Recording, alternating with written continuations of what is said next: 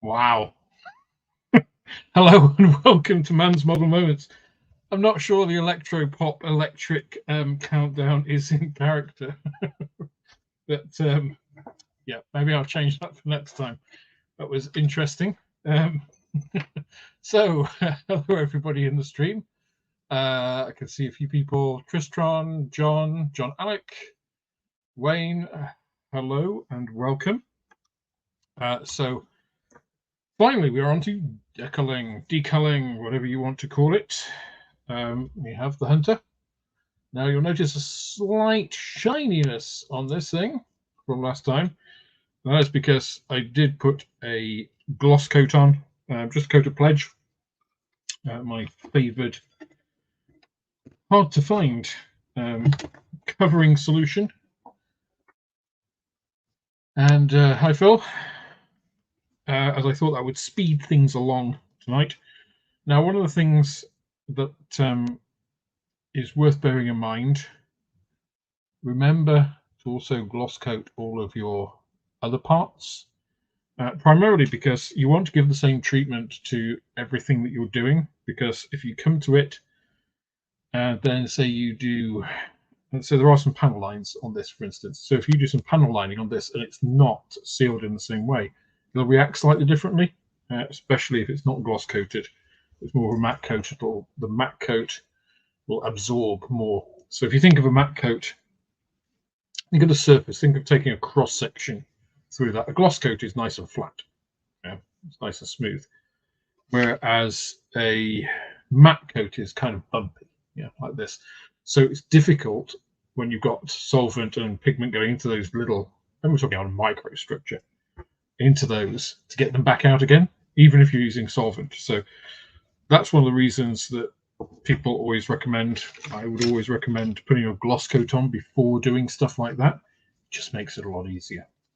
It makes it a lot easier for the solutions to flow, and it makes it a lot easier for the solutions to come off if you don't want them.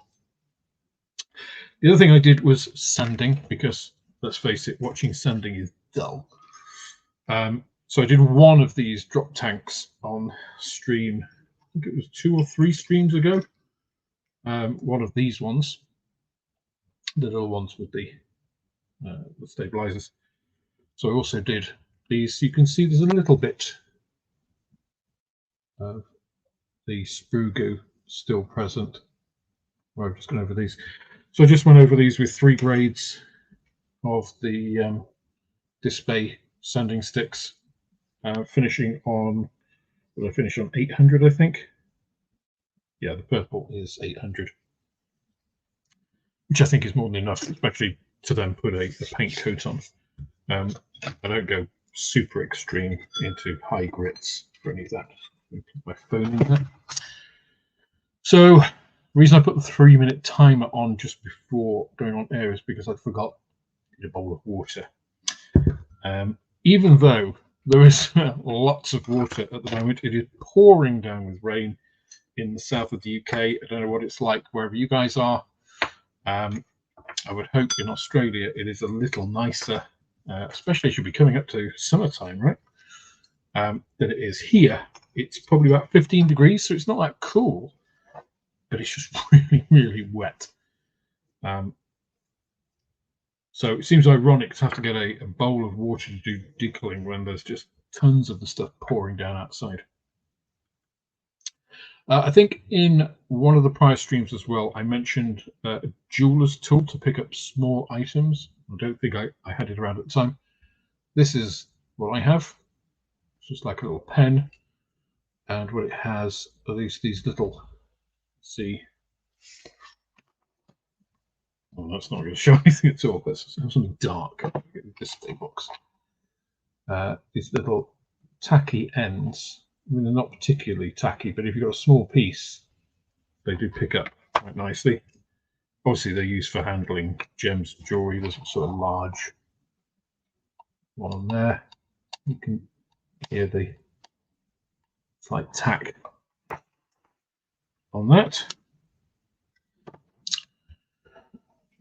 Alrighty, 21 people on so far. So I will say a quick request. I did put out a community post on the channel this morning, this afternoon. If any of you haven't seen it, I am looking for some help, specifically from those of you overseas from the UK. So Oscale Modeling, John Alec, so people in the US, in North America in general, US and Canada, in Australia, in New Zealand, in Europe, in Asia. I'm looking to get some pricing from Airfix. So both locally, what you can get Airfix kits for from whatever retailer, and also what it would cost you to buy directly from the Airfix store, including, of course, any postage and taxes. I'm doing a video at the moment. I wrote the script for it today. I just need to fill in kind of some of the details and some of the background data. And that's one of the pieces that I'm looking at. If you've also got any pricing for any equivalent kits, so for instance, Airfix Buccaneer 148 scale. Yeah, it's a big old kit. It's $72.49, I think, is the list price from Airfix in the UK, which of course qualifies for free shipping from them. So if you're in the UK, it's going to cost you $72.49 tops. You can usually find it cheaper. I'm interested to know what it would cost you guys in the US, in Asia, in Oceania, Australia, New Zealand, anywhere else, New Guinea, Philippines, East Asia, Japan, China, either from your local supplier or through an internet site, provided it includes all of the taxes and stuff. So then if you've got something like, let's say, the Tamiya F4 48 scale, which is $99.99 in the UK RRP, you can pick it up for about £80. So I'd be interested in seeing what those prices are like as well in your local markets to see. But basically what I'm looking at, one of the pieces I'm looking at is what are distribution networks like? So I know Tamiya is pretty constant, I think, worldwide. So that would be really good. And Jack, thank you. That would be absolutely fantastic. And good evening, Paul. Because it's one of the areas that I think, in fact, I think, spoiler for the video, I think it's the biggest single thing Airfix need to fix is their international distribution. Because when I give a video, a review of, say, this Hunter, this is a fabulous kit. It's pretty well priced for me in the UK. Of course, if you're adding on a lot more in terms of shipping and import duty and stuff, and you can't get it for anything less than, say, £60, that's a different value proposition, right? So I think Airfix needs to get a grasp on this. As I've said in other videos, they need to get a hold of that. They need to get a hold of their QC. And I think if they can fix those two things, they would do a lot better. And there are a whole bunch of things. Basically, the video is 10 things that Airfix need to do to really become successful. And they may not listen to me. Other people may agree, may disagree. But I thought it was just a various numbers of things that have happened over the past couple of weeks that I thought, no, it's time to do that video. So I wrote the script for it today. I'm going to record it tomorrow. It should be out, fingers crossed, on Friday. I haven't been putting out a lot of other video content. I've got a lot of video recorded. I've got to do a lot of audio recording. I just haven't had time for it with the shop. But I am getting there. I've decided to concentrate more on the YouTube channel when I can't do, like when I'm not serving in the shop. Because actually YouTube pays me more than the shop does at the moment. Purely because, of course, the shop has overheads and stuff. YouTube doesn't. And I need both of them to be able to, survive for the next few months at least, till I can find, until either of those do spectacularly well and I can, manage to feed myself, or at least pay the mortgage, and rely on my girlfriend to feed me. Or I can get a job that pays me the salary that I'm used to, which is a lot more. So at the moment I'm on rations, and Yeah, hence the jumper, no heating, you know, save where you can. It's not as bad as that. Other things I've done, I also sanded this. So here you can see, this is the air brake with the pin ejector marks, which were pretty subtle, if you recall, and I filled them with Tipex fluid and just went over them. In fact, I don't think I even started at the larger grit. I think I went straight in at 400, just to smooth these over. And actually, it's worked really well. And the great thing about it is because it's such a disparate color, you can just see where it's they work at patches and gradually they resolved into these circles. If I was going to be really serious about this, I would actually do this one over again. In fact, both of those, because I can feel they aren't quite flush. These ones, pretty much good. It's only the inside of the flaps. They're going to be painted silver and they're going to be half closed anyway, so you'll see nothing.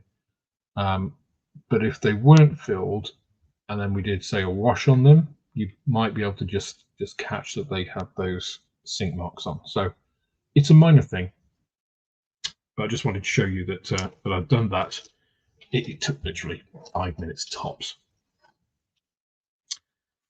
So tonight is going to be about this sheet, which, I mean, all this looks fine. When you get into this is horrific, right? And I'm not going to put you through the endurance of having to sit through that lot.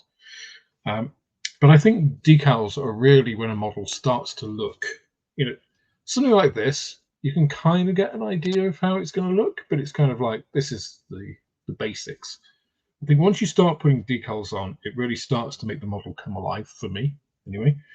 I actually usually really enjoy decaling a model. I don't know whether I'm unusual, what you guys think. Please let me know in the chat what you think. Do you enjoy decaling a model, or is it one of those things that you think, oh God, I've got this chore to come?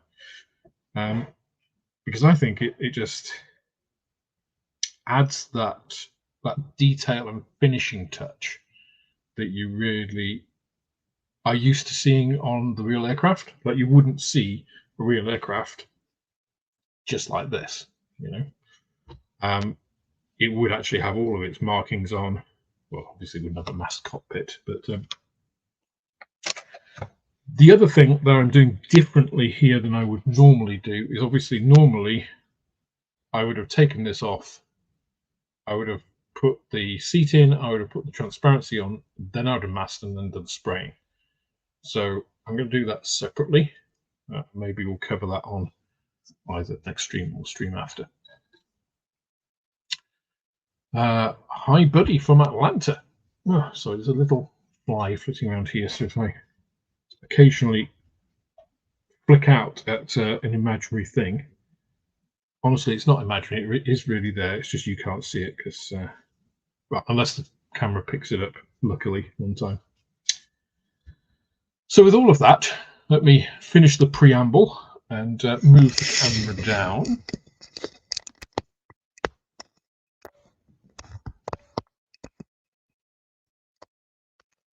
Try and get the angle right as well. There, I think that's good. £100 to get free shipping. Wow, that is a lot. Aha, now, but if you're building ships, yeah, I get that. Signal flags, yeah, I get they're not much fun. Actually, what do you use for signal flags? Are they just the ones that come with the kit? Are they paper? Are they? Because I always find the paper ones, one, are way over scale and they never look that good for me. I would much prefer to make a piece of, like, a flag from a piece of foil, you know, which has the strength to maintain the shape while remaining thin, and then have a decal to go on that. That would be my preferred option. I don't know if that's a thing in the shipping world, because I'm not really much of a ship modeler. Ship with a P. Sorry, I might be a shit modeler, but that's a different discussion. Alrighty. Slide off flags. Oh, okay. Okay. Yeah, Phil, I'm with you. I love decalling, but when it gets to these tiny, tiny stencils, the fun exponentially drops off, I would say. So I usually like to start with these, with the big things, right? Now let's get I'm going to use one of my little Man's Model Moments jars to put some pledge in, actually.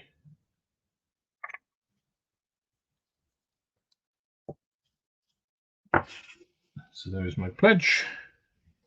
I have lost my scalpel. I have no idea where it is. So normally I use a scalpel to help me. A scalpel for me is like an extension of my hands.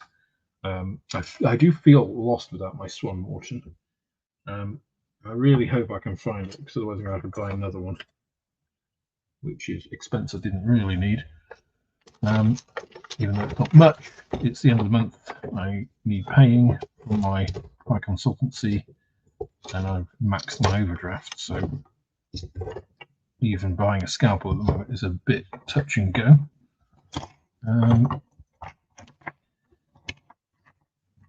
So I normally use a scalpel. I know some people use tweezers. I do use tweezers sometimes, but I must admit not very often. Even the flat edge ones I don't find are very good for decals. I tend to use the paper. Well, you'll see. I tend to use the paper itself and then slide them off and then find position. Provided you've got solution on there, they glide quite easily. So instead, I'm going to be using this silicone sculpting tool, which I've never used for decals before, so if it goes horribly wrong, that's the reason why. Evening, taggers. Right, so I'm going to start off with a big old roundels.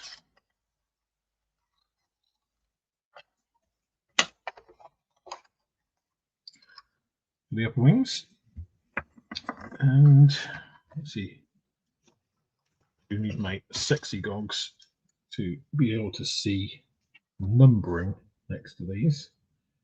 130, 143, 130s, and then the 143s. Oh, the 130s are all of these. They're all the same.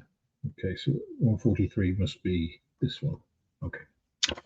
That makes it easier. I do like to prep some of these in advance. So do find, unless you're using, hot water, which has its drawbacks, let's say, it does take a little while for decal to solvate to the point of sliding off the backing film easily. Can I get all of this in camera shot? Let's have a look. At least partially. Here we go. I'll put that there. And you can see. So I generally, what I used to do is put decals in warm water like this for 30 seconds or so, and then take them out. But what I found is I would forget, and they would slide off and cause all sorts of problems. So now what I do is actually I immerse them, shake them off, and then I'll just put them out. I find that is a much easier solution, because there's enough water contained, provided they're nicely soaked, on the paper to actually do that job. Now I think I'm going to do the sides first, because one of the most awful things I think with putting decals on is if they're not properly dry, like on one side, and then you go to the other side and you're putting those decals on and you find you've moved the ones that you were using with your fingers, putting the other ones on. It's the worst thing. I've also got this sculpting tool if I do need to be a bit more aggressive, and my faithful bent nose pliers, bent nose tweezers. Did you miss much? No, just me wittering.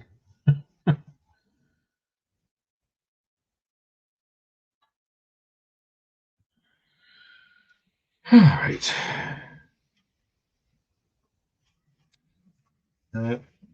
So the side pieces we're going to be using obviously are these ones. So these I'm going to use.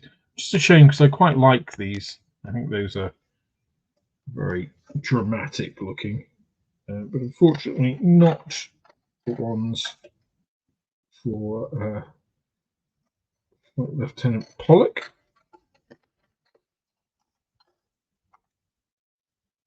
Which is of course who we decided to go with.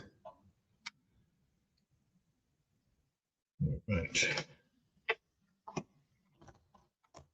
Now the other thing I mentioned in, I think it was the seeking video, what I'm going to be doing is marking off with Tipp-Ex what I've actually put on as I go along.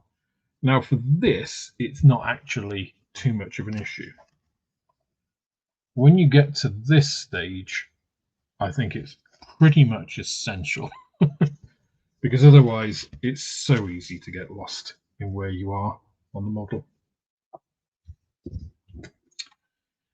All right, I need a decent sized brush, but not too big. I usually find the Humbrol ones are pretty good for this. So you get free in starter sets. Yeah, this sort of is a Humbrol 4. It's a good size. It contains a large amount of. Actually, that might be a little bit too big. What I find is with the larger ones, you lose the ability to shift things around a bit. Now this is better. This is just a 2.0, but it's similar to the Humbrol. Ooh, we've got an errant hair there. Let's get rid of that. This is good.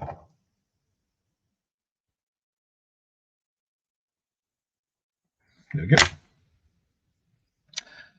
So things with a brush like this, and the reason I use a brush for most of my decal application is you can do a lot of things with a brush. So just to get this, so obviously that's nice and loose on there. So a brush can easily slide stuff off. You can actually get a decal, a smaller one, not this size, but between the brushes, between the bristles of a brush to apply it. And you can kind of tease it, you can get under the edge. There's a lot of stuff you can do with this plain old simple brush. So let's put a bit of pledge on here.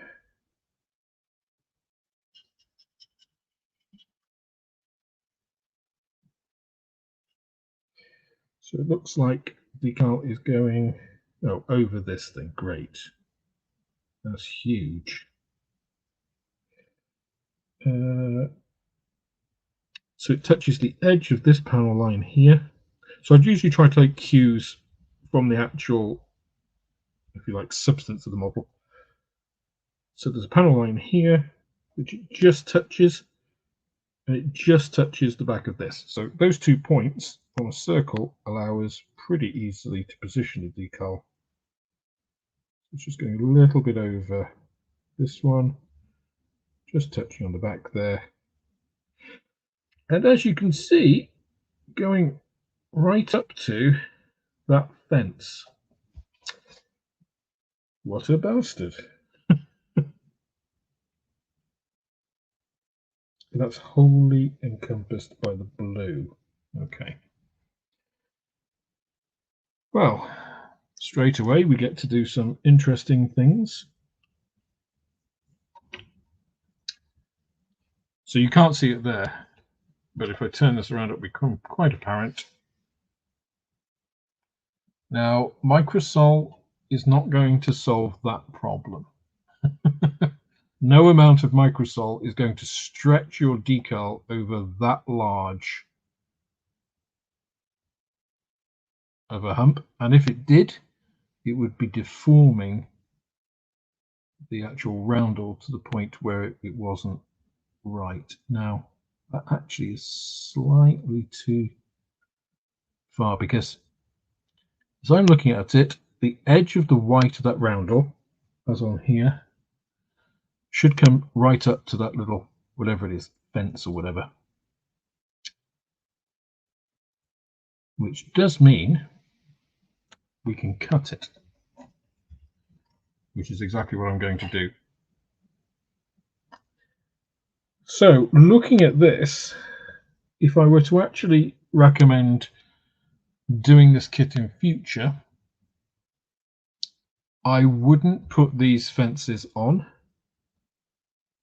until after I'd made the model and decaled it. I would spray them blue, the same blue as the roundel, and put them on afterwards, because I'm going to have to do that anyway. That's a bit of an arse, to be honest, especially as I don't have my scalpel. The joys of modeling.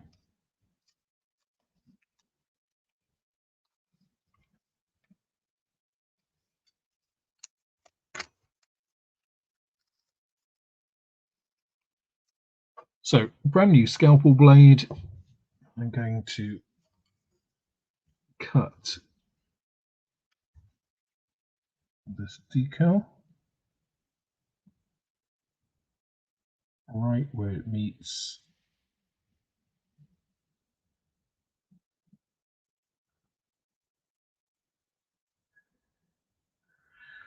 that fence.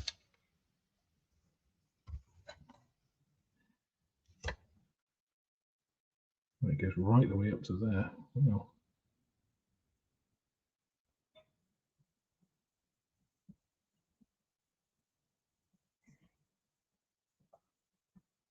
Do you know what? This would have been better as a two-part decal.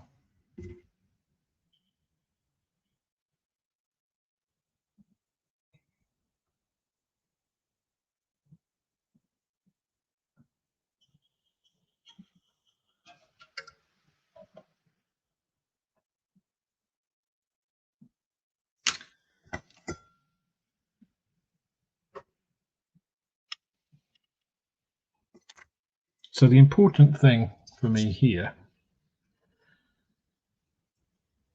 is that I get the edge of the roundel going in the right place, so it's still describing the circle as it should be. It's going a little bit up this, let's call it a fence, this thing. And I will have to paint the rest of it to match, which isn't ideal, but the pledge will pull it down and make it conform into that, and I can trim and do this at the side and all of that stuff afterwards. Well, that's a great start.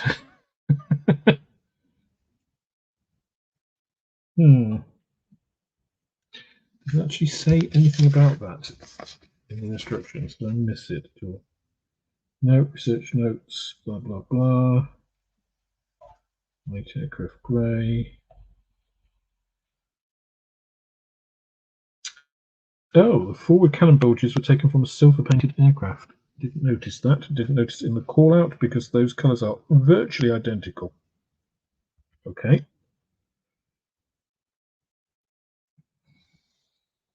I like that they include these research notes and kind of explain what's going on. If they were a little bit more prominent, that would probably be a good thing.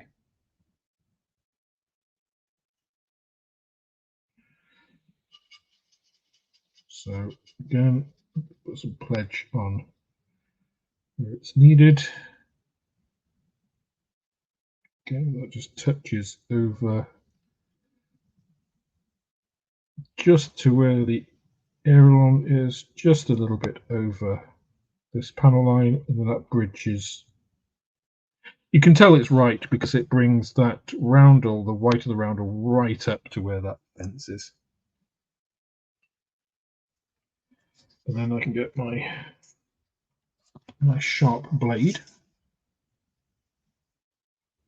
And it has to be sharp, right? If you're cutting decals, you need a new blade because otherwise horrible things will happen.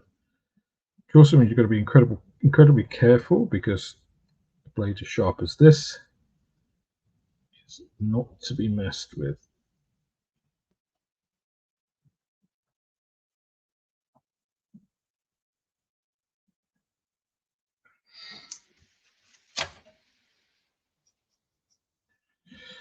Alrighty. So cut that around.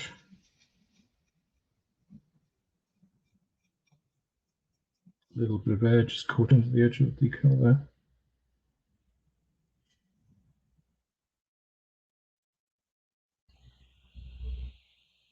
Just needs a little bit more cutting.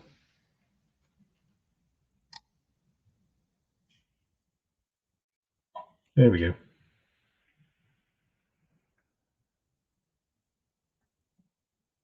Just need a little bit more trimming just to get it around the edge.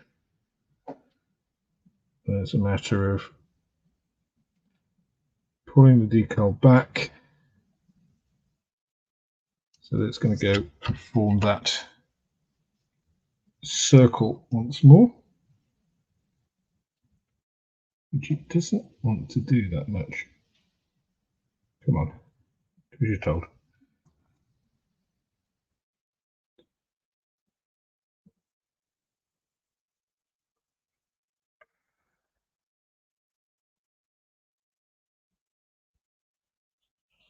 There we go.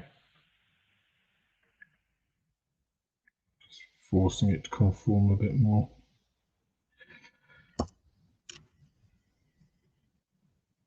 Actually, I'm just going to cut off this edge sliver here.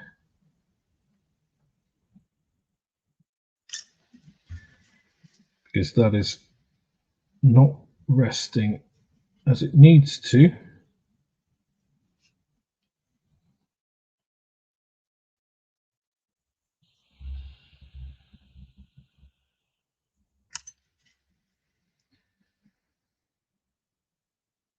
I'm being very careful with this because I don't want to slice my finger. That's kind of an obvious statement, but I'm quite averse to the sight of my own blood. At least where it's not supposed to be. Damn it, that really doesn't want to come off. There we go.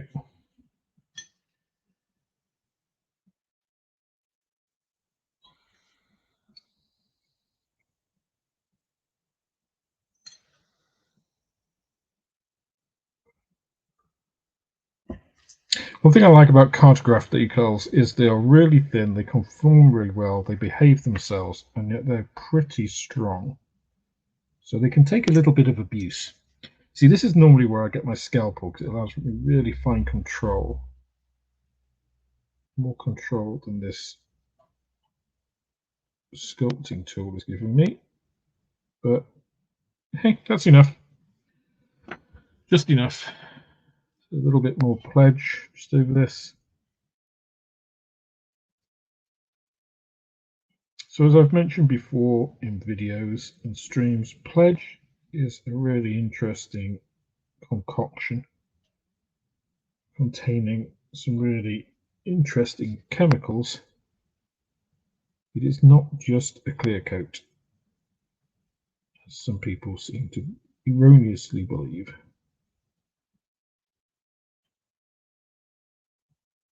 And some of those are plasticizers, which is why they help soften the decal and pull it down. Okay. Well, despite the fact I'm not particularly happy with the whole fence situation, those have at least gone down. Just make sure this is behaving itself as it pulls down. I don't mind too much what it does as long as it maintains the roundel shape. Right. Last thing you want is a skewish roundel because that will draw the eye straight away. The fences, once they're painted in the appropriate blue, they'll kind of disappear. So I'm not too worried about that. There we go, roundels. Now let's do some side roundels. These ones, let's have a look. So they go just above the air brake.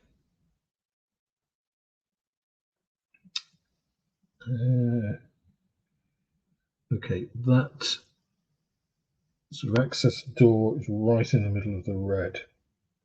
The round door, it doesn't quite come up to this grill here.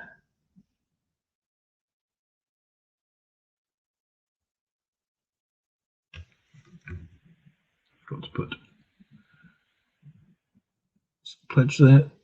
So again, as I said, a brush is a really good tool because I forgot to put pledge underneath there, but it's not really an issue because you can just get underneath it, put it in, and then just running it down so it's all underneath that decal. That's pretty much where it needs to be, I think. Just at the start, just not quite coming down. It could maybe be a little further over. I think that is more. So decal placement, I think, is one of those things that you can either be super anal about it, or you can, as long as you think it's looks good, remember that. I think the main thing, so for this, yeah, it could have been 2 millimeters that way. Would anybody really noticed? Probably not. The main thing is that the one on the other side is the same as well, because otherwise that's an easy thing to spot. Let me just check the chat. Oh, Moss, good evening. Hi, buddy. Sorry I missed the Airfix and chill at lunchtime today. I completely got swamped with stuff, and I realised at about 2:05 and went onto the stream. I did watch it all, but I watched it an hour afterwards, unfortunately. It looked like it was a really good session. I even saw Dale popped in there, so that's good. Eyeball Paul, good evening. Graham Green, hi. So you've missed, well, you might not have missed, I might not have been watching. You've missed me cut some decals because of a fucking great fence on the Hunter wing, which I didn't realise was going to be slap bang in the middle of the roundels, but hey ho. I've done exactly the same thing as I did before because I'm thinking of the things. I didn't put any of the solution underneath, but again, easy fix, just flip it up with the sort of tangs of the brush. Is that the word? Tangs? Elements, filaments, hairs, whatever you call them. And then what I'm doing is just looking down from above to get the right location and then just adjusting the height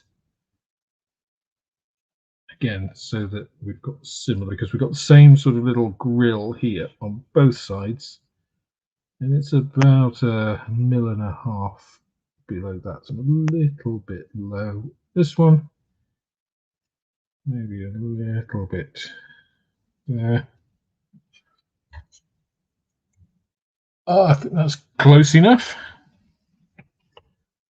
Give it a little bit more pledge just around the edges, so tie it in. So again, one of the other reasons that I like pledge is that it kind of dissolves itself, which means that when you put pledge on a model and then you put the decal on and then more pledge, it kind of dissolves in it, so you kind of almost get it embedded in a layer. Yeah, the Hunt has decal challenges. Yes, indeed. So one of the things I did not realize that I've now encountered is that it has these wing fence things. Let's just see if we can see that, which are slap bang on the outer roundel there, which, as I mentioned before, if I'd realized at building stage I wouldn't have put these on.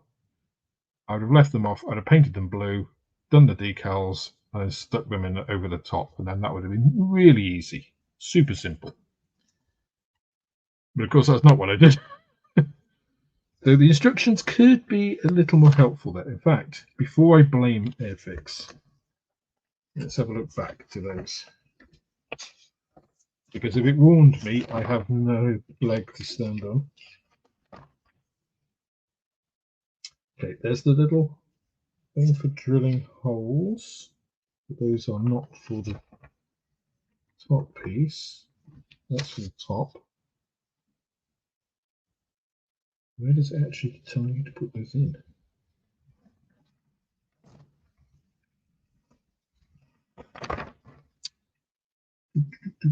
Not there, not there. Aha, here.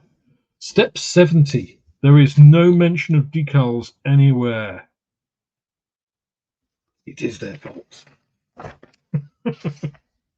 Oh, and it's right at the end as well. I mean, I know I skipped about in construction to, for the stream, but it's right at the end, so it would be so easy to leave these off until you've done the painting and decaling. Ouch.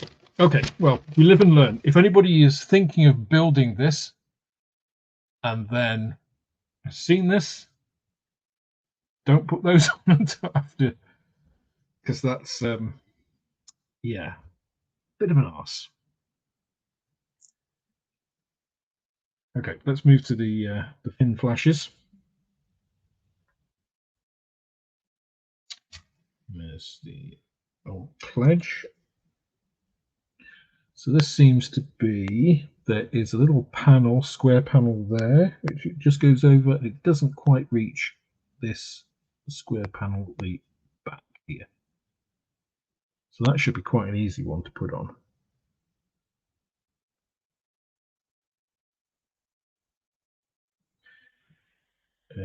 Having said that, just on the edge there, not quite touching that one. It's a little bit too far back.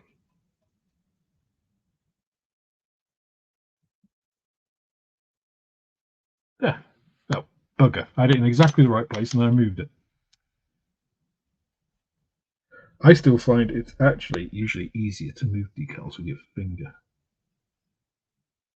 Big ones like this, at least, to get them in the right place. Okay, that looks pretty good though. I appreciate you guys probably can't see what I'm doing here. I'm a bit focused at the moment. There we go. That's the fin flash. Whilst you're looking at that, I can see the other side. I'll quickly whack that one.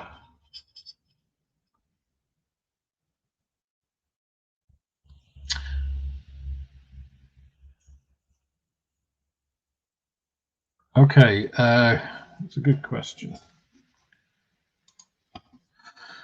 Am I using the old or new formula pledge? So I am using the last of what the pledge was last year before they discontinued it in September. That is Pledge with Future Shine, I believe it was called. And that is the same formula, the clear at least in it is the same formula that it's been for a long, long time. Bits that count in it.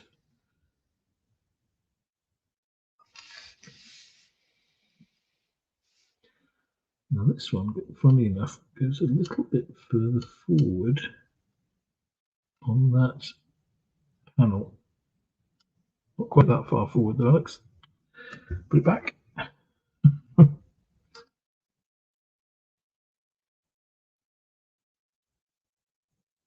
Yeah, so unfortunately, although I talk about pledge a lot, you can't currently get,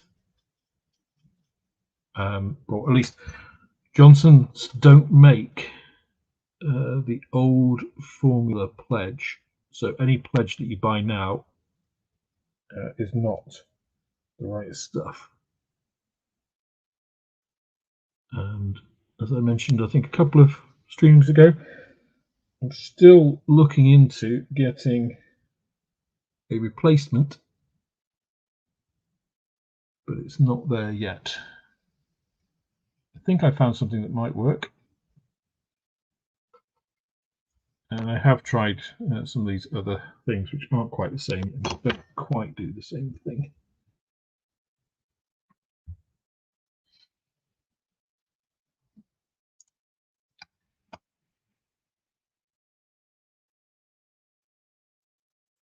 It is, so I actually have it here. Here we go. It's actually called Revive It Floor Gloss. Somewhere it has with Future Shine on it.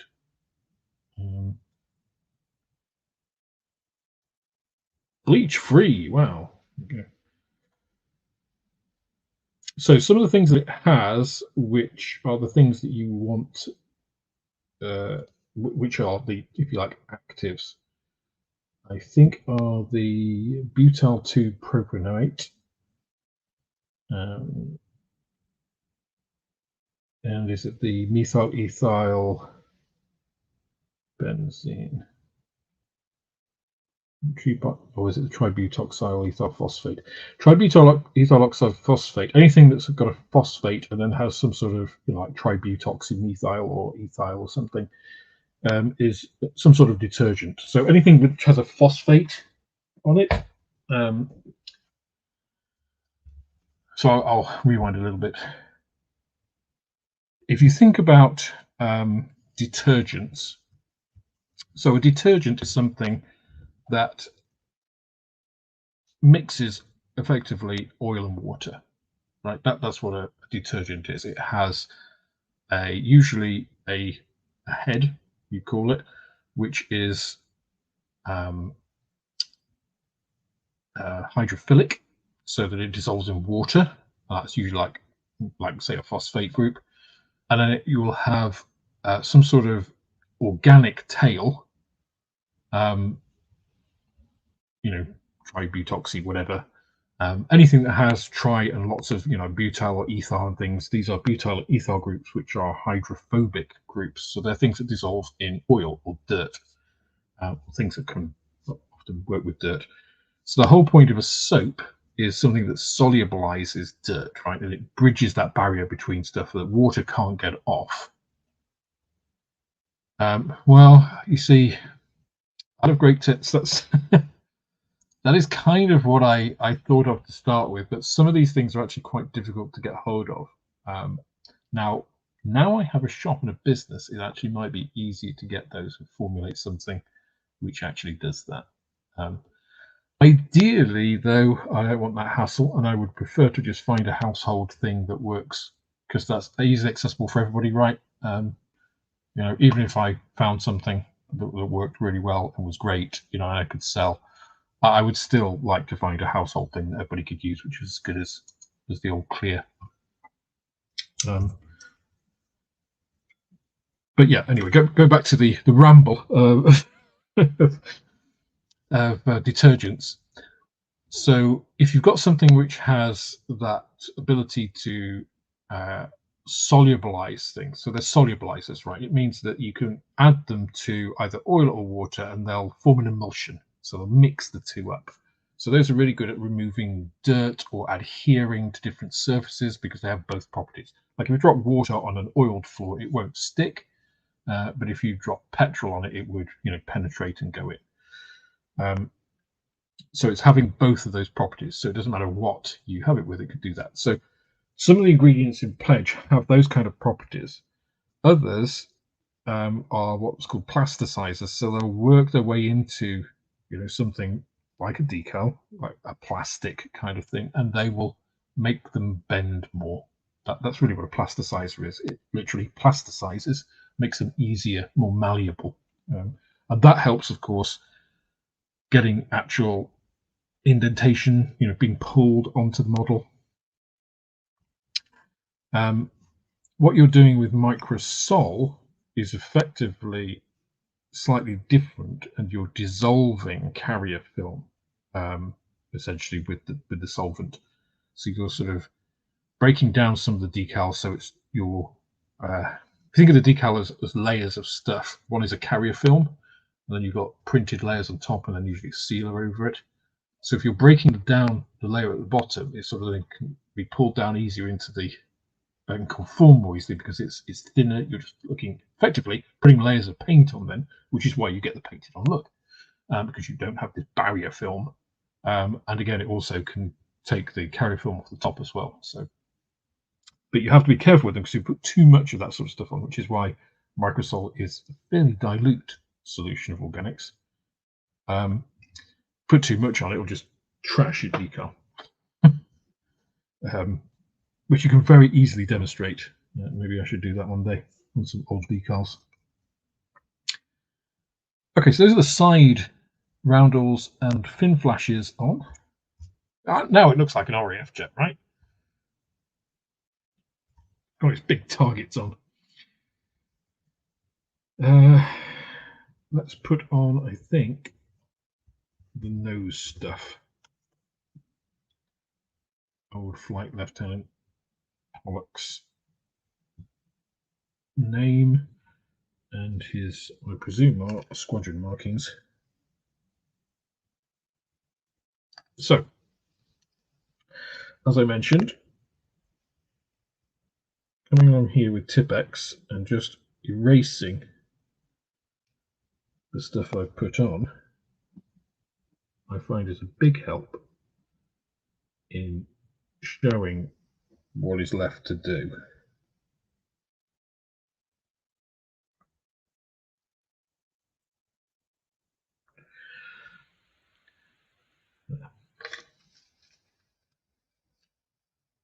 Not that you can see that much of that, but as you can see, there you go. I've erased basically the fin, the roundel, and the fin flash, so those numbers don't appear. I used to scribble them out, but the thing is, a scribbled out thing still looks like a thing, whereas these, if they're white, they're not showing, and then you're just drawn to these, quite prominent call outs for these. So, I mean, for instance, the emergency triangle, that would actually be fairly easy to miss if it didn't have this great big block there. Yeah. So once these others are gone and that's just remaining, that's easy just to say, have I got everything? Oh, look, there's still this one here, and pick it up. So it's a really super simple thing.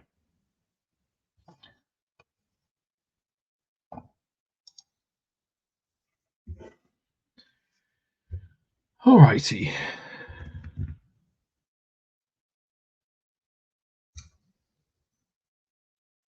Yeah, they still have a bit to go. Problem is this water is cold now, so we're going to have a little bit more wait time on those. Meanwhile, I can look at what else I need. So I haven't got the H markings yet. So 137.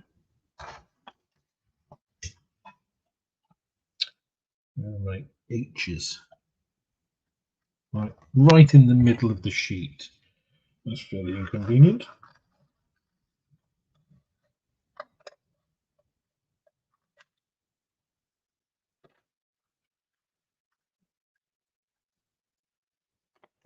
So I'll stick these in the water as well. Just give those a bit of time while we are putting the other ones on.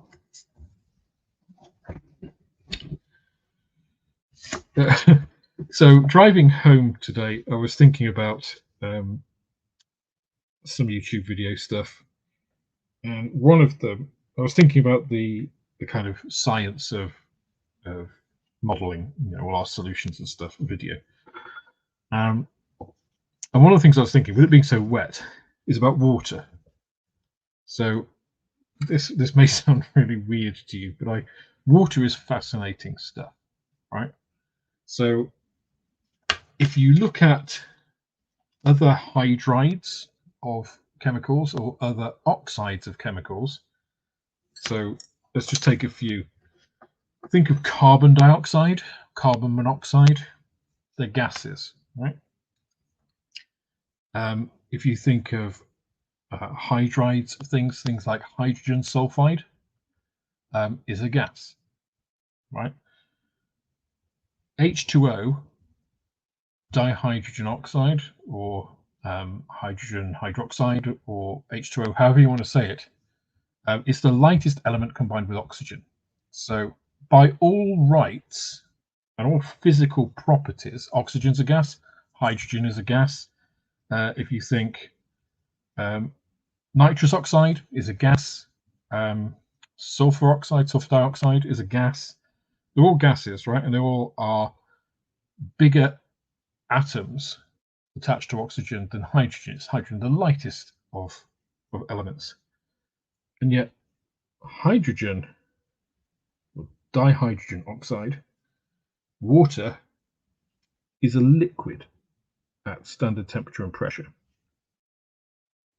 So by all of the kind of rules of chemistry, if you look at the physical rules of chemistry, it should be a gas at standard temperature and pressure, right? It shouldn't be liquid. So it's really weird.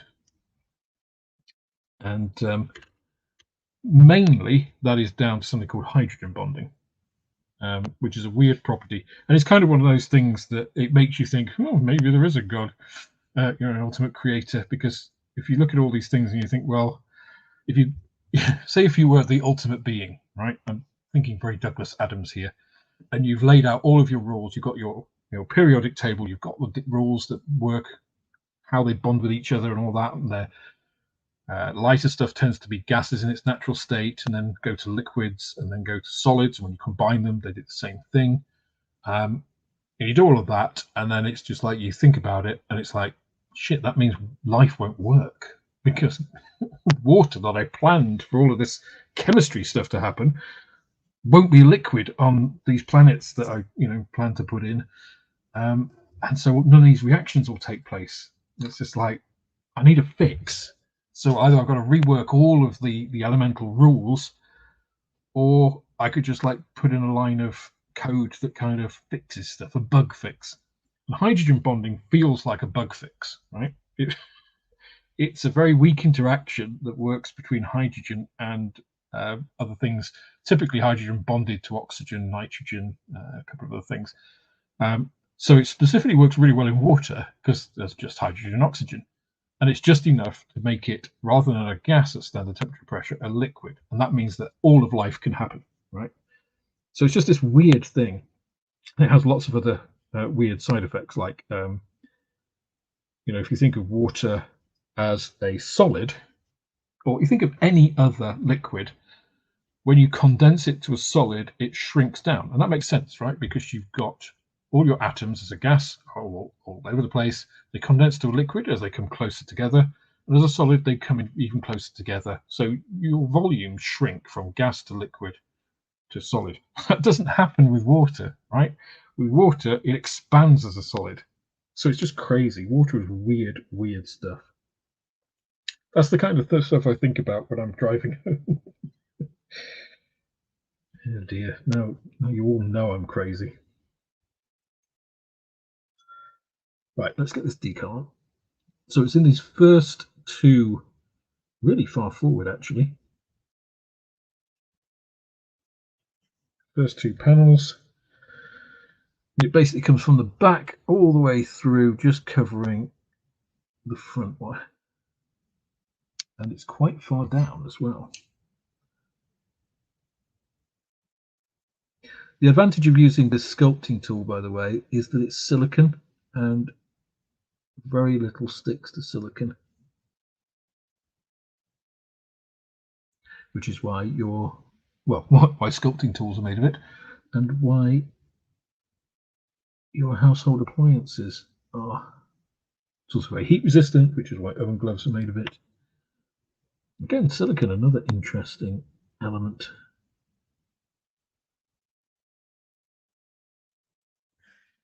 That, I think, is more or less where we want to be.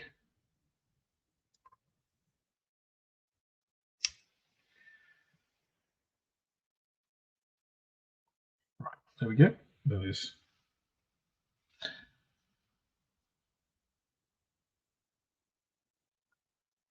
just on those front two panels. It's really far forward, actually. It's kind of forward of the pilot, which I didn't expect. I think on the other schemes, look.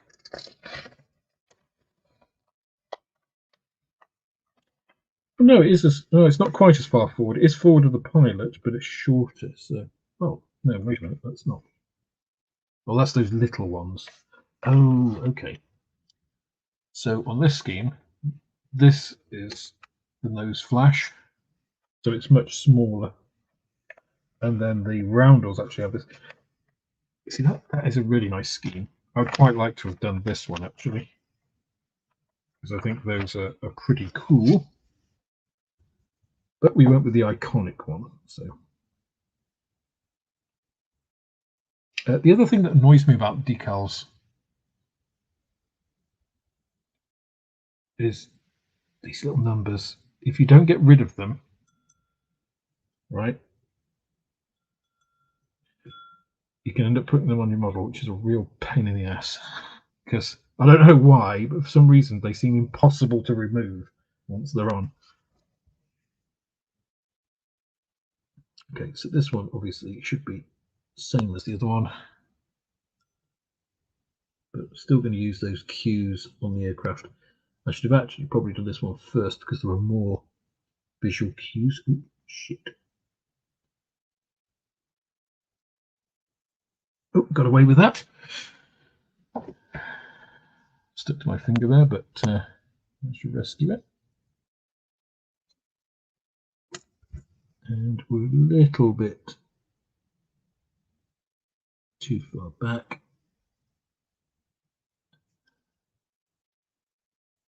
Maybe a little bit more. Yeah. So basically there's a big panel line here.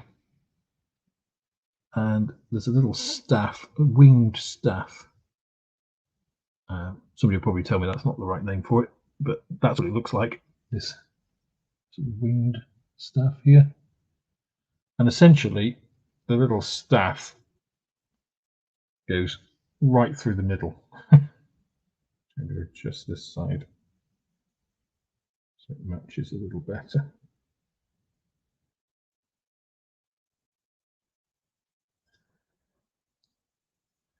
Yeah, it goes right through the middle of that panel line. So that makes that quite easy, actually, to align properly. And then it comes about a third of the way up. I've got a little far down, actually. It just goes over, there's a little panel here. It just goes over that. Below this little one here. But other than that, looks pretty decent.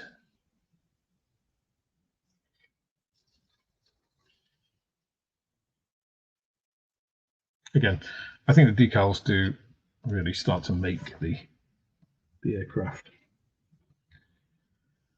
Right, we should be ready for our H's. Ooh, if I try not to put them on the white paper where they would be completely invisible. Come on, Alex. Boss is right, I should be concentrating on this, not talking about science.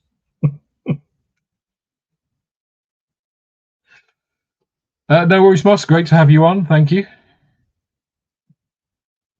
Thanks for stopping by.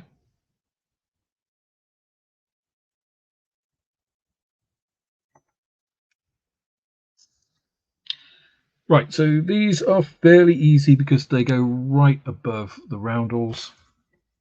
So I don't think we're going to have any issues putting these on. I won't put too much pledge on that.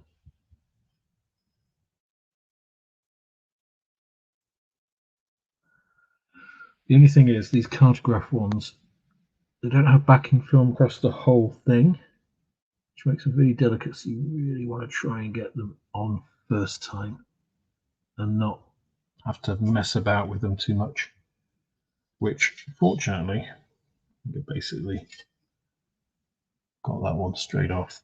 So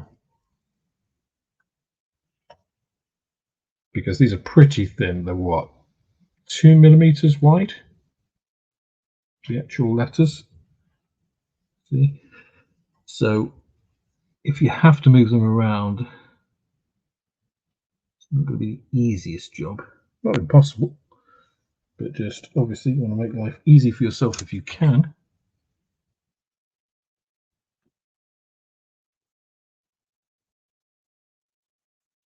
that one I am just moving a little bit, basically parallel with the blue bar on the roundel there. Just and then just on top. So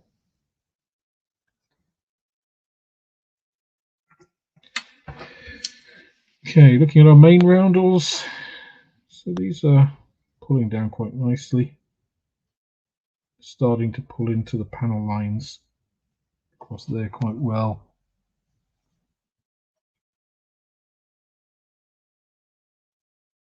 Just a little bit of a crease there. Just brushing that down.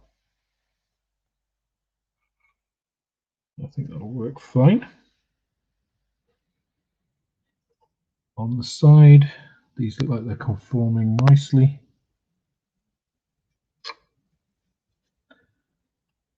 So with that, we can probably move on to the underside roundels.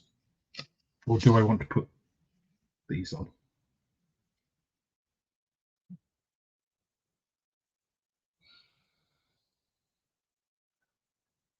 We've got those. We've got these. Well, actually, now I've noticed we have a few more decals to put on the sides before we move on. We have the XF442 numbering, number 136.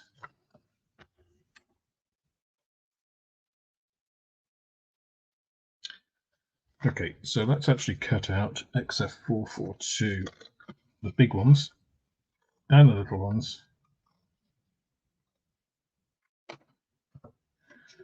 In fact,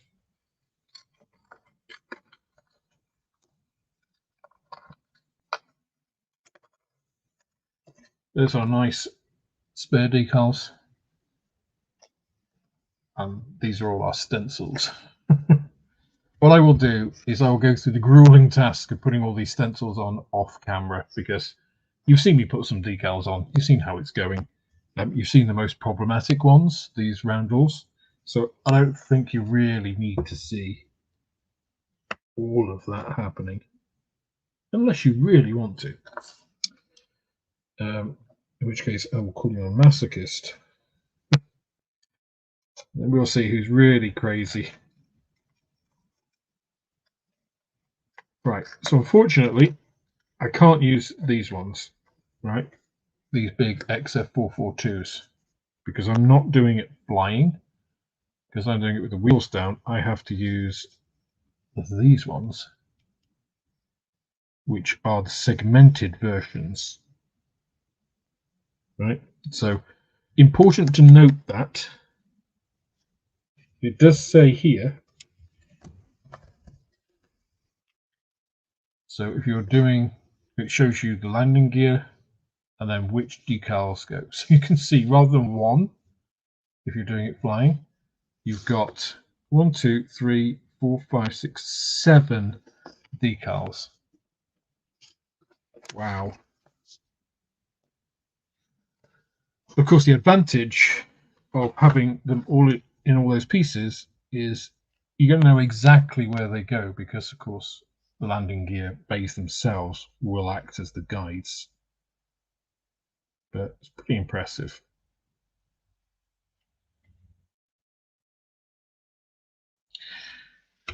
So that goes all the way through to number, okay, 157, 158, 159. 159, not 161. So cutting on this edge to here.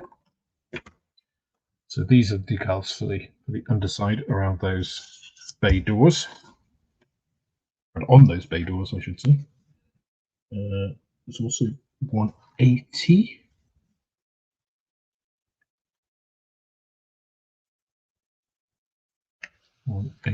Okay, that's weird. So part of them are way over here, the XF.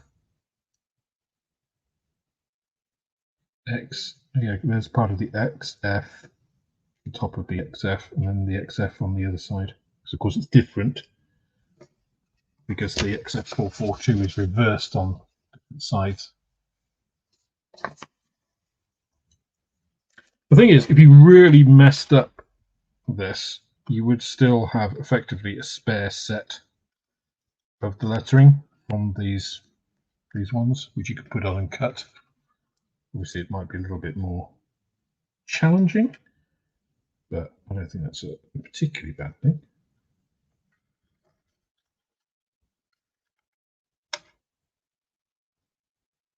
Right, so I don't need the WT there.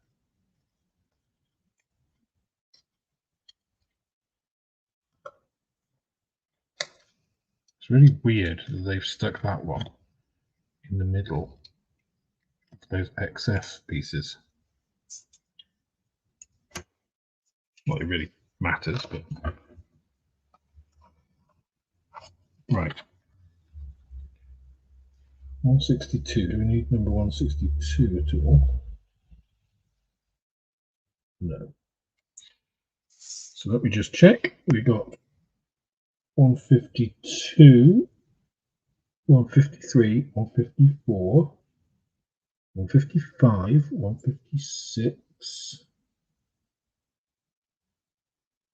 158 and 159. On the other side, we've got 157,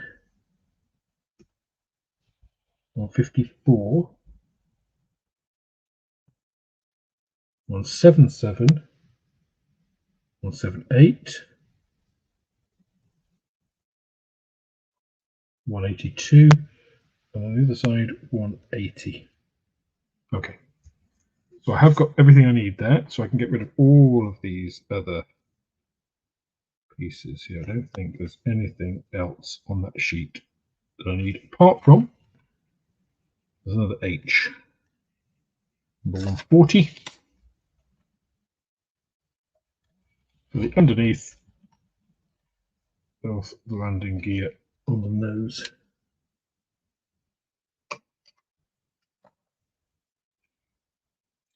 And of course I do need the XF442. That was what I came here for originally.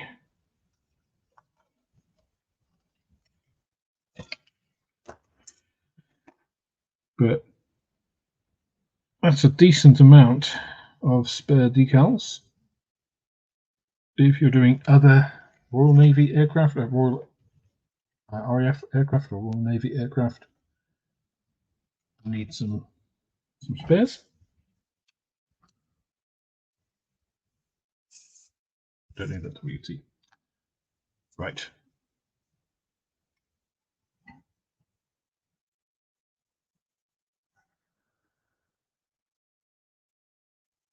Yes. Yes, the podcast is still going. It's relying on me to put together the last audio files, and then once we get to episode 10, so there's I think episode 8 and 9 to come. So those are all recorded. Episodes 10 onwards, so 10 and 11, we're doing as video. So we will put them up on YouTube, as well as there'll still be an audio only version for podcast. But we thought it's easy to do them on video. It's actually easier to do them on video than it is audio. And then once we've got the audio files, we can just obviously just strip out or download the audio and do that as a separate podcast. Same content, obviously no visual. But then at least you can see the kits that we're looking at when we talk about hit, miss, or twist. And of course, you can watch it on YouTube easily, without having to have Spotify Premium or something, or whatever else you listen to podcasts on. So, still around, still going, just relying at the moment on some of the life changes to work their way through, so I can actually get the time, because obviously editing it's usually about a 3-hour audio file down to an hour and a half or so, whatever it turns out to be. it's quite a big thing. If you can imagine, there's two of us, lots of ums and ahs. You know, sometimes we talk over each other, sometimes there's background noise. There's a lot to do for just a pure audio.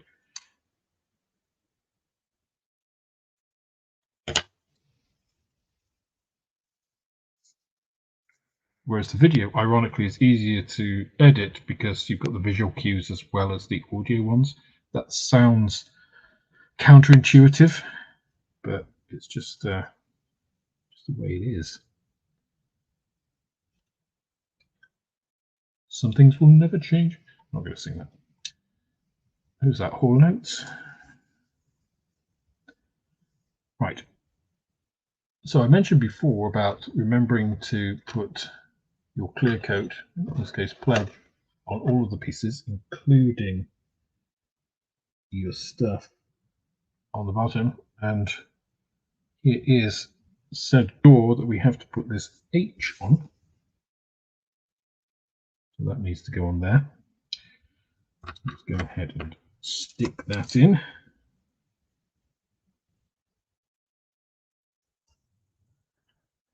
And let's also, oops, do our side XF442s. Move these out of the way so we don't get them wet. Don't quite want to do those yet.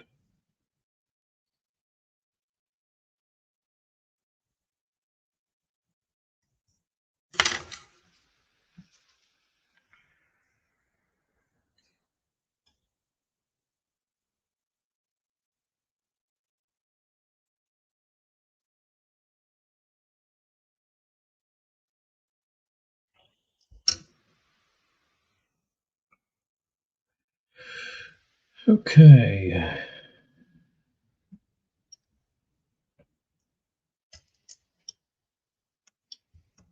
The other pieces on the side, I've got 84, 85 and 86. Now those are all the stenciling bits.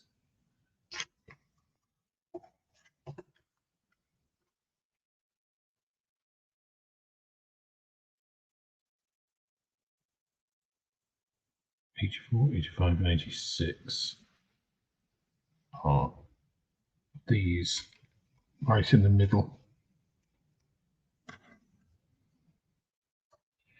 I think the most challenging bit there is going to be able to get to them. Sure we don't cut through anything else.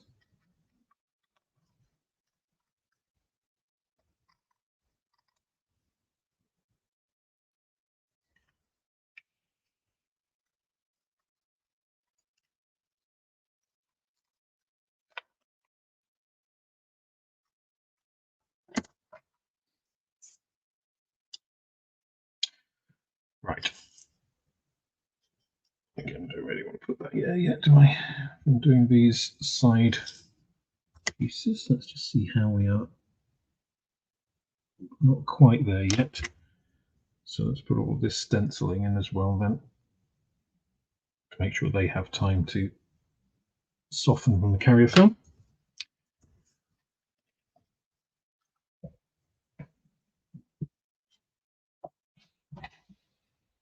So what I think I'll do with the canopy is show some alternate ways of masking or painting a canopy, because I think doing a live stream, I think it's worth you seeing some different things rather than me just, you know, doing a model.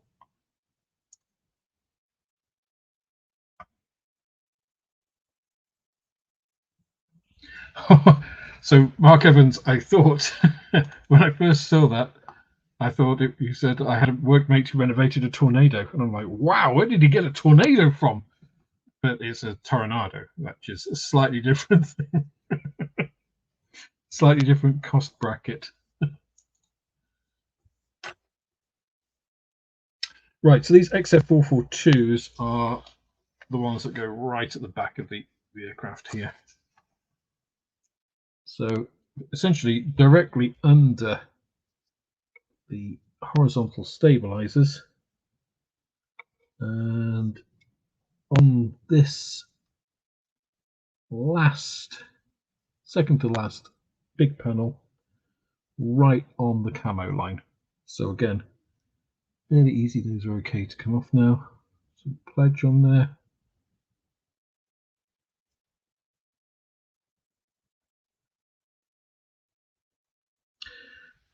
So I find pledge works well with cartograph decals. If you use ICM decals with pledge, the decals themselves work absolutely fine in terms of, you know, the adherence and stuff, but they adhere like glue. So with ICM decals, I do find that you kind of need to use water to move them around and then pledge, because once they're on, they do not want to move. I don't know whether that's just a property of ICM decals in general, but there we go. There's the XF442. See, more or less straight under the vertical stabilizer, right on that camo line.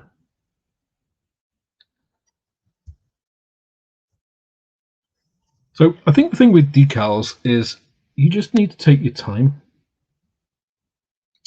because accurate placement is the main thing.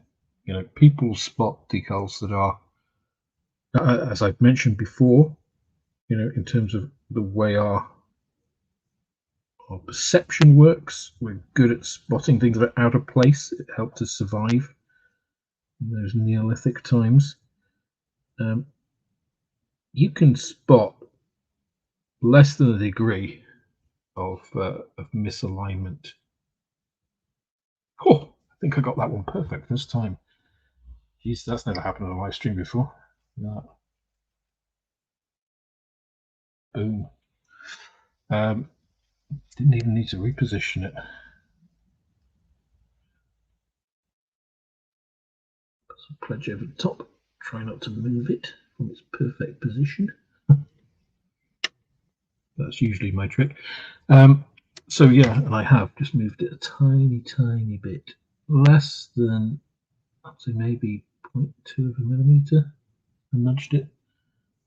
Just make sure I've not nudged the other side. I always check, because checking at this stage is easy, right? And if you need to realign something, it's a bit of a pain, but you know, it's not the end of the world. So I'm just looking at this one now, and that looks like it's shifted slightly.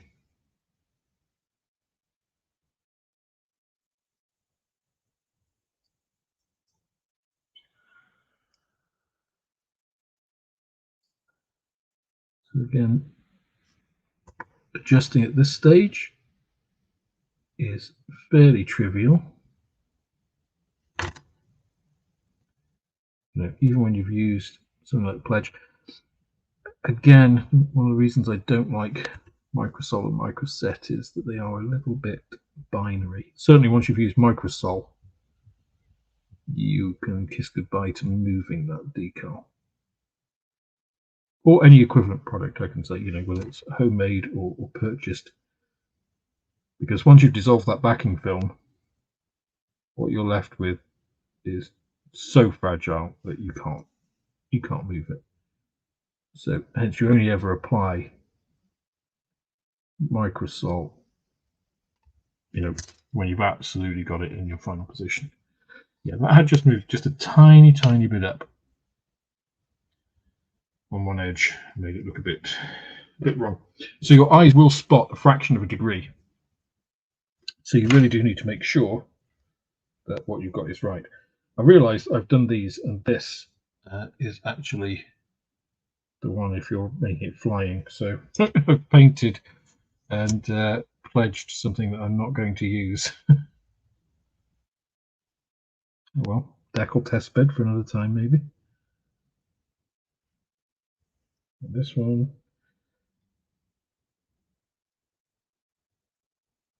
Boom. So actually, that hinges forward, so I put it too far forward because it actually So this sits much further down.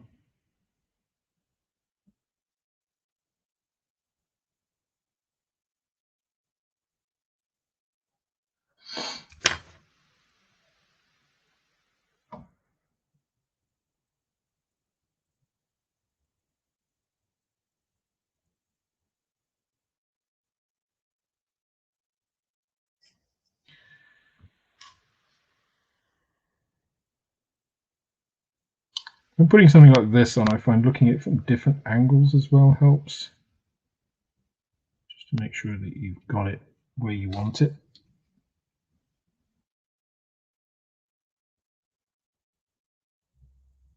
Sometimes when it's just a little bit, I find it's easier to move it a lot and then move it back. Yeah, there we go, that's much better. There. Stay. There's our H. Put it to the side before I touch it and do something wrong. Oh, so the other thing you notice, I keep rinsing out my brush, the one that I'm using with Pledge, because Pledge will set and it goes rock hard. And it's difficult to recover brushes from that, actually. It's not impossible, but I'd rather not do that. Right, let's mark those off. I've done my H. Done 3 6s.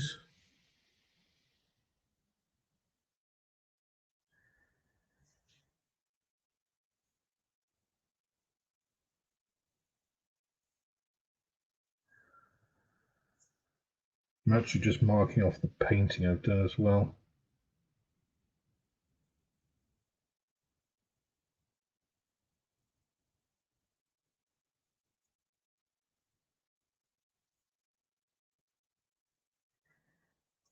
Just to remind me, because there are little pieces that still need to be painted. So for instance, the edge of the exhaust just needs painting in 53, the end of the pitot tube in 11. These bits that I didn't realise were aluminium, the gun ports. So I want to keep those as reminders to do that, and like these as well.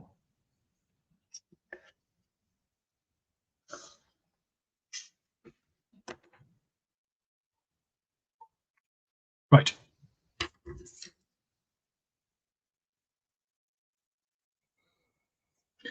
So 84 appears to be some port or something on the port side. It's like you can currently see, which I'm going to flip around so you won't be able to see it. Okay. Yeah, it's quite obvious when you turn it around. There's a little circular. See if we can actually.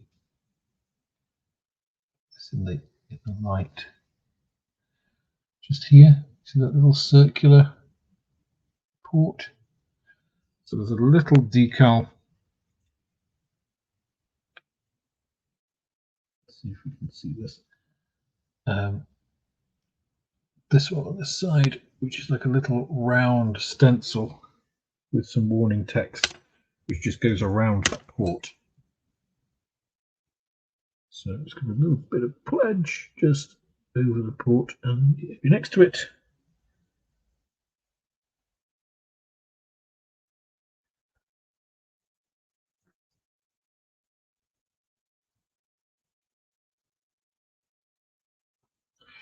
just pick up that decal. See, there's a little round piece,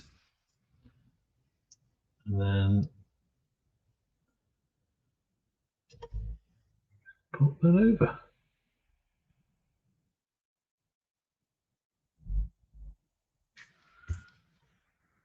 Do you know, I don't know what it is about being watched when you're doing decals, but it seems to work brilliantly. It's the second time I've got something basically spot on the first time. You guys have to watch me do decals more often, it helps. But there you go, you can see, hopefully you can see the yellow round stenciling and then the warning piece by the side there. And then the only other ones on the sides are 85 and 86 each side of the cockpit, which of course the ejection seat warning triangles,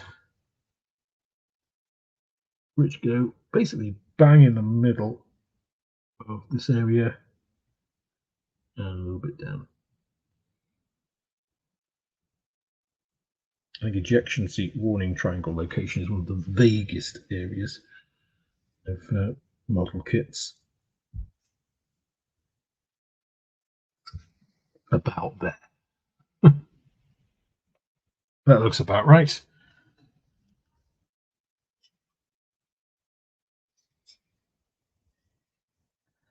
And again, as I say, I think the main thing with these, unless they are asymmetric, obviously, is to just make sure you get it on the same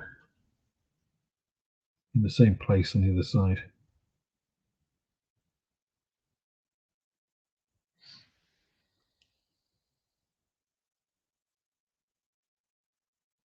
A little bit of clutch over those. Without moving them too much.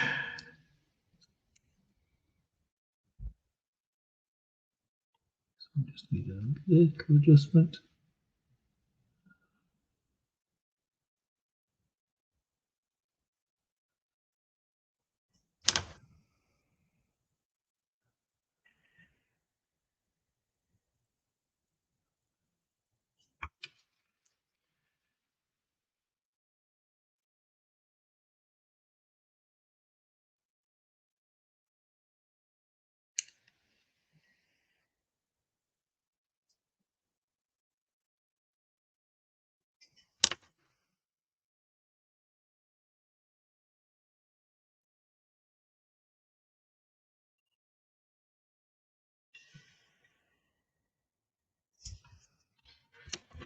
Not quite happy with the location of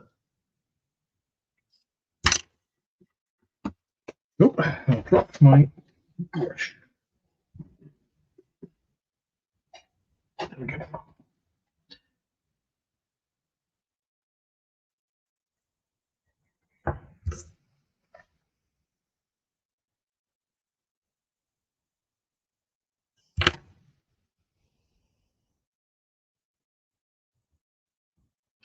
This is why I like a scalpel, because the blade is so thin.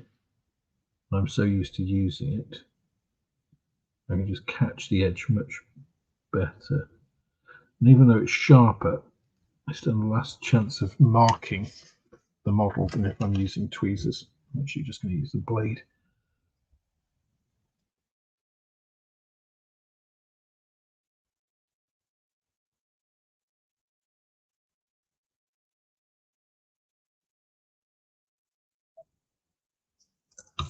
I just need to move it a tiny bit.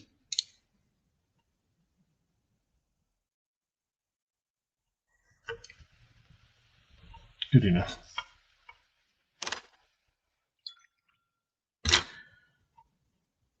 So there we go. Various main markings on the top of the aircraft. Let's twizzle her over.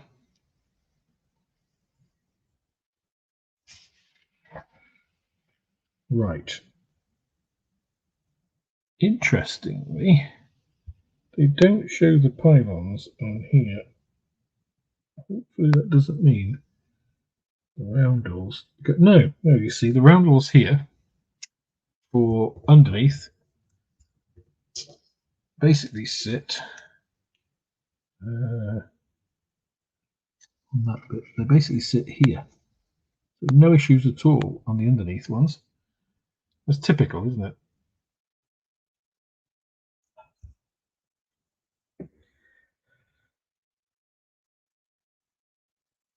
And then we can do some of the larger, like 154 is this one, goes here. Let's do that one.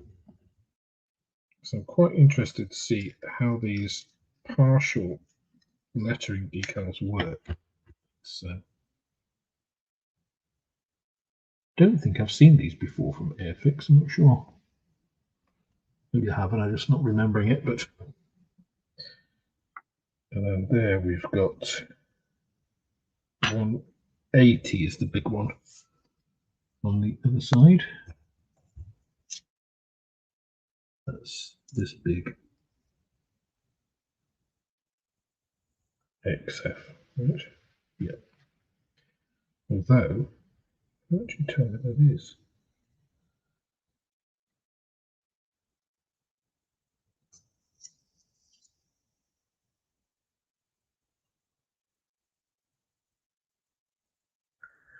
What I might do actually on this side is do the small one here first.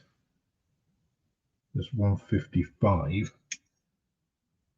show where the positioning of the rest goes. You know, just to get the right angle. Graham, I do indeed sell these stands. They are £15. They're not currently on the website, but I will endeavour to do my best to get them on as soon as possible, hopefully tomorrow.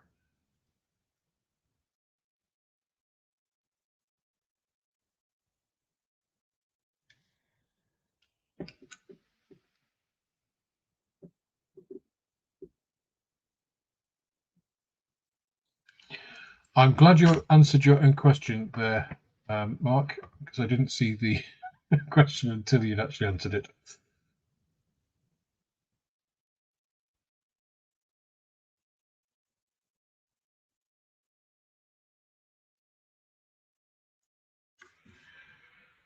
Okay, let's do some large roundels.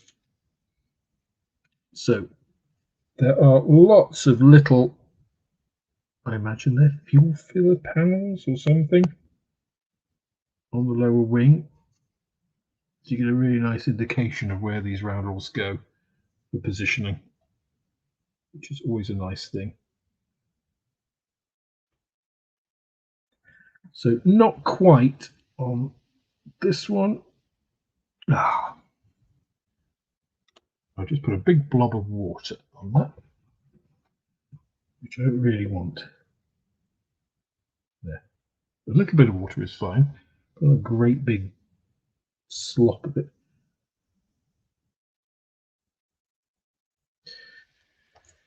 So it should go slightly over this one. Not quite on that one. Just about touching this one here. And then that should intersect. See, that's always nice. So I was going by the guidelines of where these little ones were. And then if I look at where it should meet the panel lines, it should be right on the edge of these two panel lines, and it's exactly right. So that is always nice when the instructions correspond to what you actually see on the model, because you know there are some kits in the past and present, I'm sure, where that is not the case, and you just think, what the hell? What I'm seeing doesn't correspond to the reality of the model in front of me, and the instructions, they just don't correlate. So what the hell is going on? But that's really nice to see that that happens in this case, and there is pretty good correlation.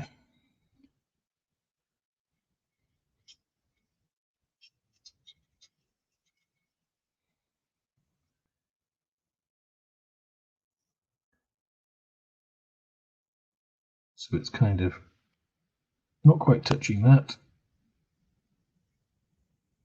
That's too far up there. Just touching this piece there, halfway across this one. Done. And it looks pretty much a little bit like so. There. Looks pretty good. Looks pretty symmetrical. And no issues with having to cut them. Some bloody great fences on the wing. Excellent. Okay, let's try this this piece here. Now, theoretically, this should be easy, right? Theoretically, because we've already got where it's going to go from the shape of the decal itself and where that is positioned, right? This all works as it should. So this should be 2 should be on the side of here.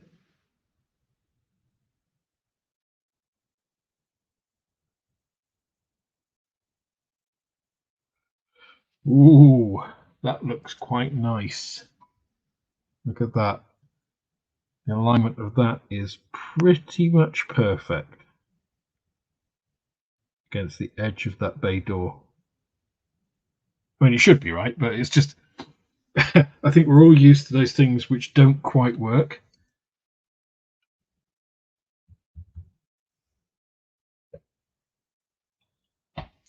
Do I sell logo stickers online?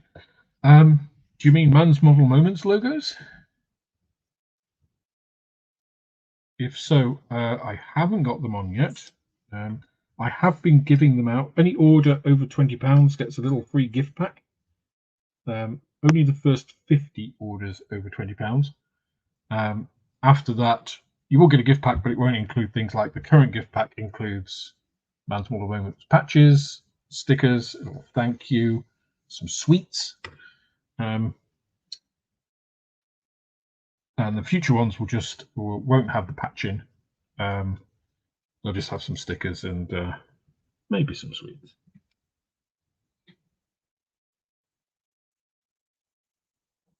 But I didn't think anybody would actually want to buy the stickers, but I can certainly put them on if people are interested in buying a Man's Model Moments patch.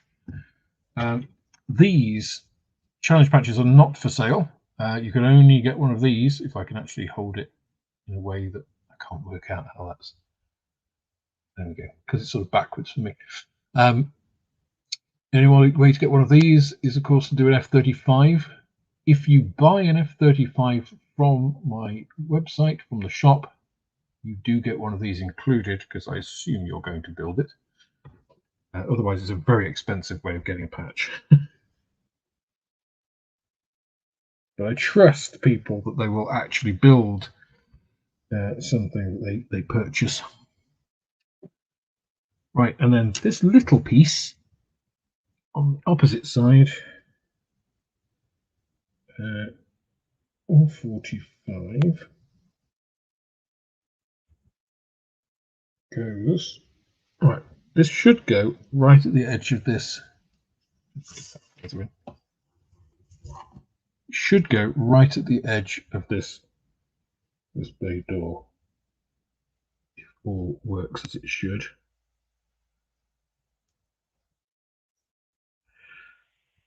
Or it'll stick to my finger. Arse.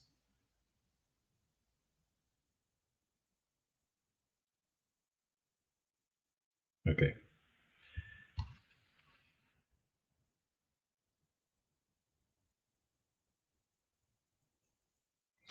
Again, that looks pretty good in terms of how that's lining up with that door structure.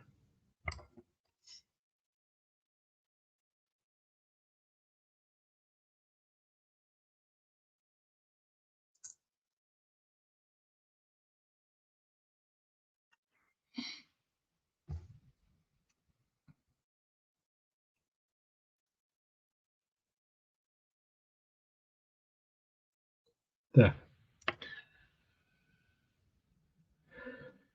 Okay, so given that, I should be able to put piece 152 on. That's the rest of the 4.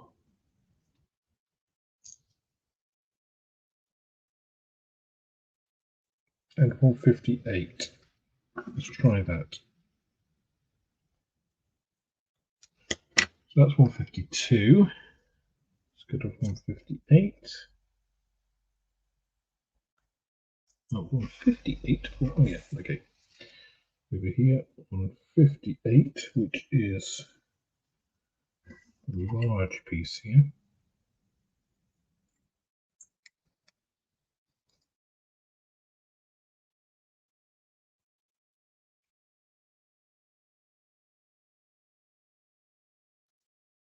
These were as challenging to cut out as they are to put on.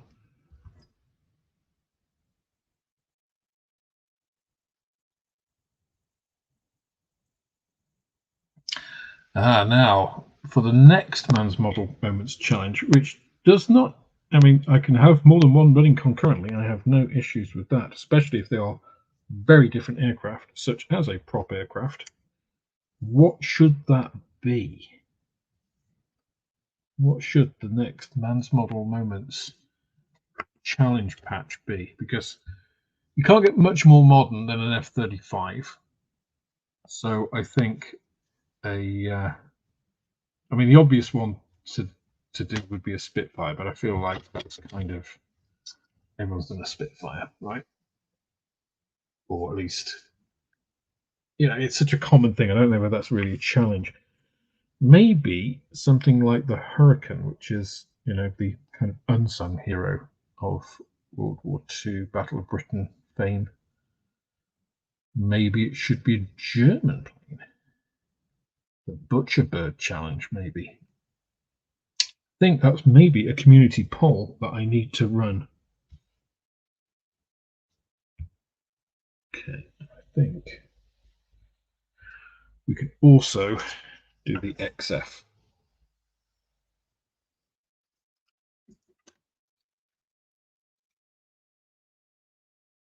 In fact, I think we can do both XFs. I think we can do the big one, this side, and top of this one here, number 182.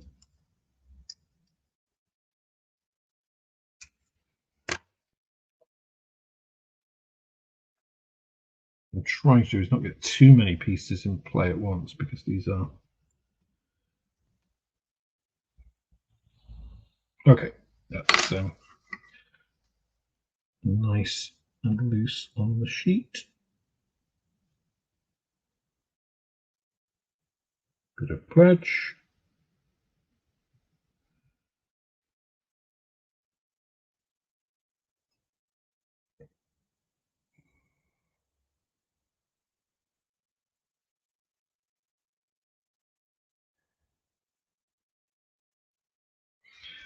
I've moved that one slightly.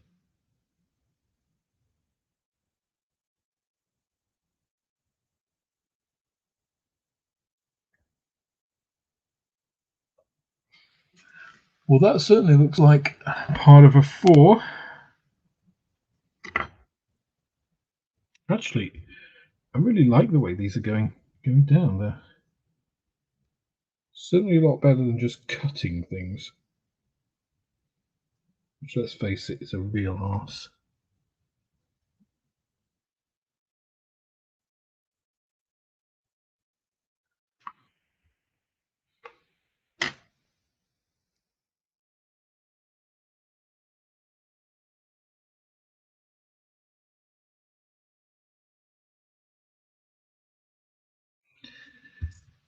That is pretty much perfect.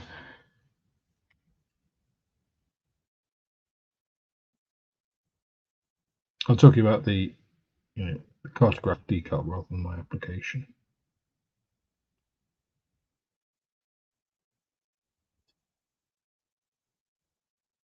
That is absolutely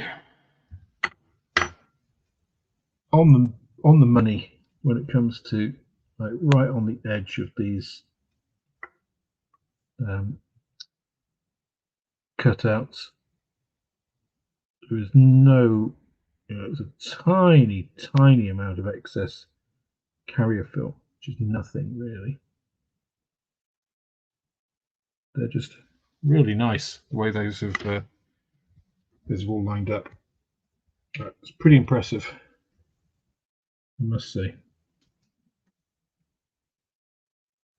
which then allows us to take the big XF, now that we know where we are.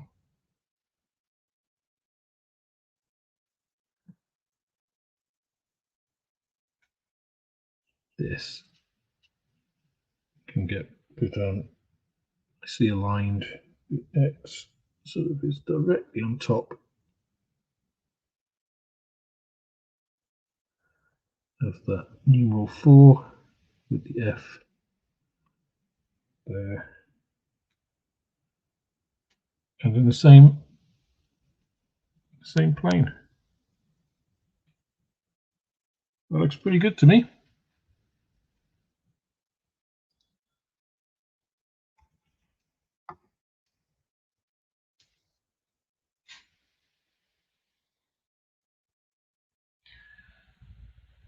Okay, and then on the other side, we have the top of the XF.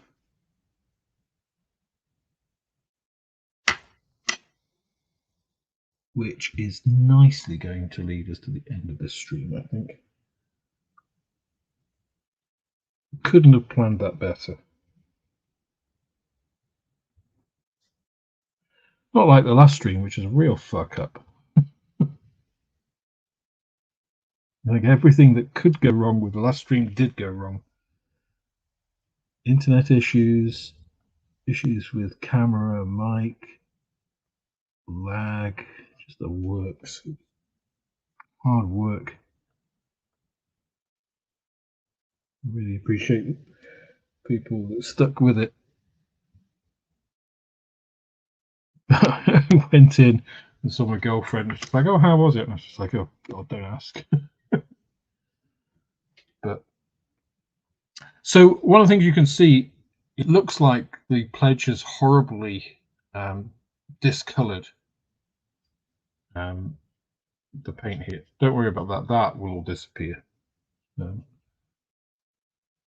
It's the same with. I mean, water will do the same thing. Water and pledge. You know, acrylics like this. They look like they're changing the surface, but all that will disappear. You won't notice it at all. But there we have it. Main decals are on. Obviously, these bits will go on the various doors, which I put out of the way so I couldn't mess the H on this one. I'll do those off camera because, again, you know, you've seen me put decals on. It's going to be the same but more. And then basically into doing all the bits of painting that remain and slamming the thing together.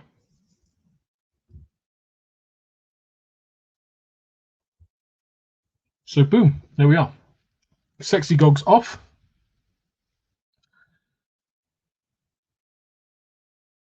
A 148 RAH 66 Comanche.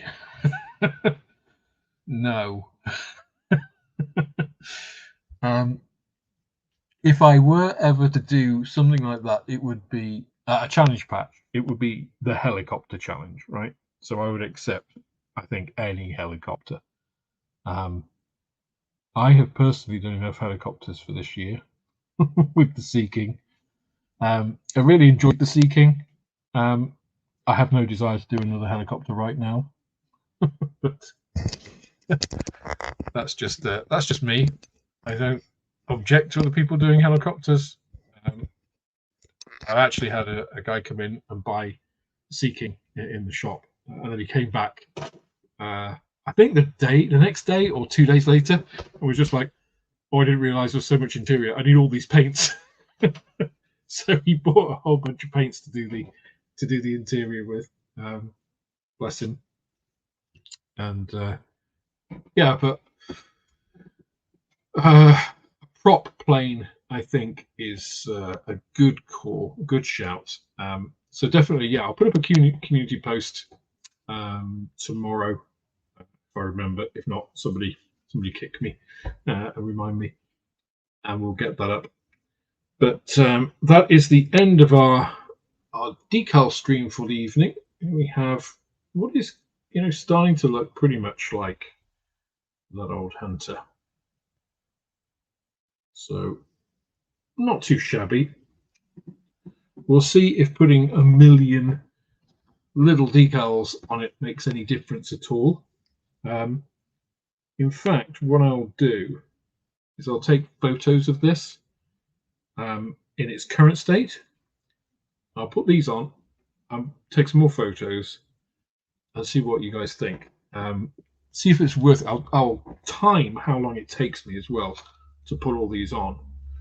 And then I'll let you guys be the judge of, are all of those worth it, or do you just quit with this, or do you think maybe 20%, 25% of these decals, the bigger ones, might be enough? Interesting. Maybe, actually, if I remember, I'll try to do the bigger ones first, take photos, so maybe do 3, yeah? As it is, all of them are maybe somewhere in between. And see what people think about, you know, is complete decalling really necessary, or can you fudge it? Interesting to see the results on that one. Okay, so thank you so much, guys, for joining. Have a really good rest of your week. I might schedule another one of these for Friday. Depends how things go this week with the shop for the next couple of days. But been a real pleasure tonight. A little bit more prepared. No issues with internet and stuff. So I certainly enjoyed tonight and rambling on about science for a little bit. No doubt I will do that again in the future. Got a whole thing about space. So universal constants. So we'll get into that at another time. But again, thanks, guys. Have a great rest of the week, and hopefully see you on the next one. Cheers now.